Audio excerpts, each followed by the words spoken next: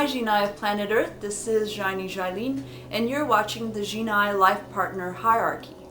The Life Partner Hierarchy is sort of an advanced continuation of the social alchemy groupings that you've already learned about. So now that you saw the inspirational grouping and the same source groupings and things like that, there's also whether or not the grouping is giving you inspiration, augmentation, or suppression. Inspiration would be the relationships where your powers are having the other person's inspirational powers pulling on your powers and getting them to grow more and expand them outside of their native shores, but within the channel that is native to them. Then augmentation relationships will be those with the powers that you already have, so some form of Xi and or Nai that's going to augment your own. That's already been covered in social alchemy, but it's being specially focused on here because with life partners, you're talking about two things. The fact that in order to be a life partner, you have to have a complete story. That means all 8 powers represented consciously between the two people, and it needs to be a harmoniously complete story, so all the 8 powers represented, and they are at the correct levels to link up to create a unified story. And on the other hand, this life partner is going to be the most intimate partner for you, so the gender of this person is going to be very important, and the fact that they're going to need to not be competing with you in the role that you do, because they'll be around you a lot, and at the most intimate levels, all humans need a break from being around just themselves, and they need to be completed, and that comes from the powers that they don't have represented in the right ratios. Now we'll talk about the Xyy'nai in particular. So the top life partners for you are going to be the ones that are the most inspirational. And so there are 3. So you can think of it as a pyramid. So at the apex of the pyramid, there's the Xyy'nai who also has Vi and Z. And those 4 powers line up perfectly with yours. So they're the 4 powers that you don't have consciously in the perfect range ratios.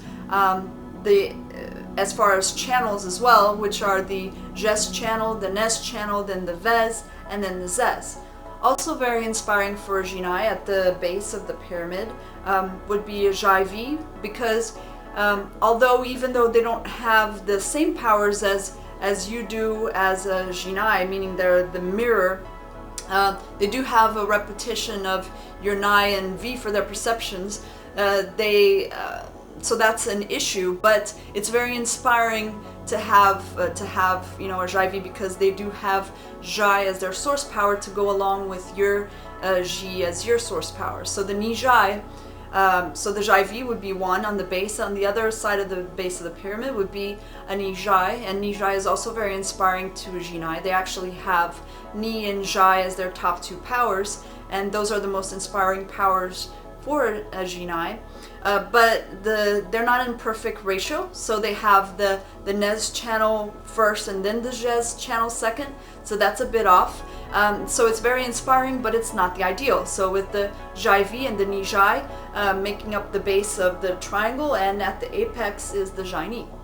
Then there's augmentation, and augmentation mojos are mojos that are similar to you, so that would be other Xyy'nai, then the Xy'vi, and Naiji. So Xyy'nai, the Xy'vi, and the Naiji. But in the context of an intimate life partner, you're going to have an issue that the powers are too similar, so you don't have the full range represented, all of the 8 powers going on in your interaction. So this is okay in a working relationship, but as far as an intimate and all-pervasive one, that's going to be a problem, because there's overlapping with what you do. So with life partners, there must not be a competition of priority, so that's why with all inspirational relationships, you're going to have adaptives paired with directives and objectives paired with subjectives and so on. So they don't compete, but they're favoring the same channels, and this is what you want to see. So with augmentation, it's going to be getting your own powers stronger than what they are natively, but not expanding into the other 4 powers that you have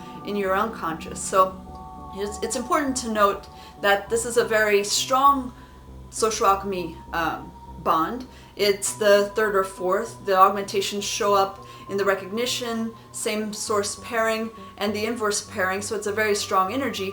This is important to note because people often feel like a life partner or an intimacy or sexual chemistry or love should feel powerful, and that can happen without you can have that sort of perception without it actually being the ideal inspirational. So it's very important that you understand this concept, because as a Xyy'nai, you'll have a very strong upgrading of your energy and confidence by hanging out with other, Xyy'nai and Xyy'ai and Naiji, and so this can become intimate, but it's more like you were intimate with a person that's on the job and you're a workaholic or something like that. So whenever you hook up with creatures that are basically doing the same energetic job that you are, it's sort of like you're not having a complete life and you're basically hanging out or doing what you do all the time, and then you're being intimate with your coworkers or like mission buddies. So that's not necessarily a bad thing, and there may be a time when it's even appropriate in your life, but that's not the most ideal, and that doesn't complete you, so you need to be aware.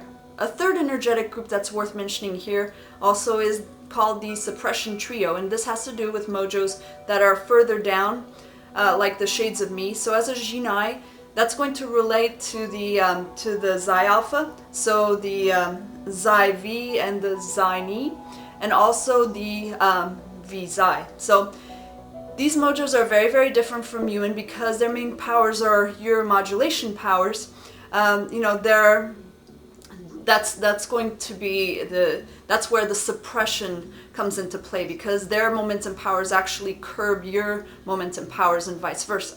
So there are other models of thought that teach you that you should have suppression relationships or a suppression relationship as your life partner. And yeah, that's wrong. That's totally absurd. The reason that this can happen though is that if you're in a weakened state and life's kind of kicking your butt or something like that, and the world is on you about doing V and Xy, your modulation powers, having someone who can handle doing the V and the Xy can feel good. Can feel like someone's coming to your rescue. Can feel like a sort of you have a savior there for you. So, and that sense of gratitude and security that may come from this may cause any mojo to feel like a suppression relationship is actually helping them when it isn't, in fact. This can be confusing for two reasons. One of them is because they're going to be good at stuff that modulates you. So if you're feeling pressure or under attack by things that are pulling on your modulation powers, being with someone who will modulate you but also will handle those modulation activities for you, then this can seem like a reprieve, And then the other thing is that is a suppression trio. There's a lot of similarities in the way that it looks to the inspiration. So as a Xyy'nai, you are ideally inspired by a Xyy'nai. Now, a Xyy'nai is energetically very different as far as, them having Xy as opposed to Xy as a source, and it makes it, therefore, a radically different creature. Although it is still a Nez tower like the Xyy'nai and has a lot of variations of the same maneuvers, and it can be seen in similar motifs and similar bubbles as you would see a Xyy'nai. So Xyy'nai might actually be confused by that Nez tower signal, because that seems to be strong at stuff. They seem to be the Xyy'nai may seem to be good at stuff, and things that like that pull on your modulation powers, and so therefore you might associate it with things that you might want a life partner to have. And this is where you may be taking stock of someone and you can't really read energetically how they're pinging you, and you may not know that until years later, like when you're able to read them. But at first you might be like, or when when you've had further interactions with them. So Xyy'nai might actually be confused by the Nez tower signal, because they seem to be good at stuff like be centered, have that knee buoyancy, so that you may be perceiving some sort of correlations with your inspirational. And if you don't know how to mojo read or judge character, you might be going with the sort of resume of doing things, and looking for a life partner. And if you're just going with resume, a lot of times both Nez towers could look quite similar if you don't know how to read energetics, so it can be confusing, and you might think that, the other Nez tower is the one for you when it isn't. We have other ones as well, such as the compensation and partitioning relationships. And this is pretty much, these would be the relationships with pretty much all the other mojos that we haven't mentioned yet. So all the mojos that we haven't mentioned yet for the Xyy'nai, you could have those as an intimate life partner, and you're going to be doing some, in that case, we're going to be doing some sort of variation of keeping them from certain parts of your life, because they're not going to be able to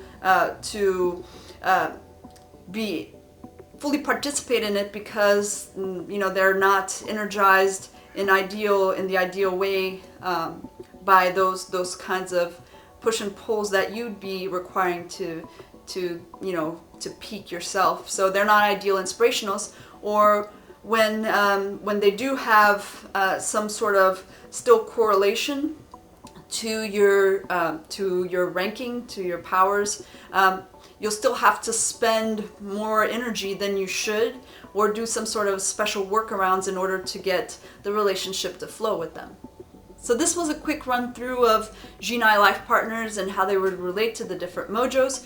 And what you'll see come up most often as far as Xyy'nai life partners are going to be from those first three triangles that we talked about: the inspirational, the augmentation, and the suppression. So this relates to Xyy'nai also in mojo reading, the fact that these three trios are going to have the most energetic effect on yourself for different reasons, so when mojo reading, early on when you start learning how to mojo read, you're going to need to feed yourself. Everyone does. So as your psyche gets fed, then they'll want to do what is feeding it more, especially if it's a good healthy feeding. So when you're doing mojo reading, if you find something that's of interest to your psyche, then it'll be easier for you to mojo read, because your psyche will be more geared up toward it. So the signals will also pop out more, because energetically they're more important to you, because they inspire you, they augment you, and because they suppress you.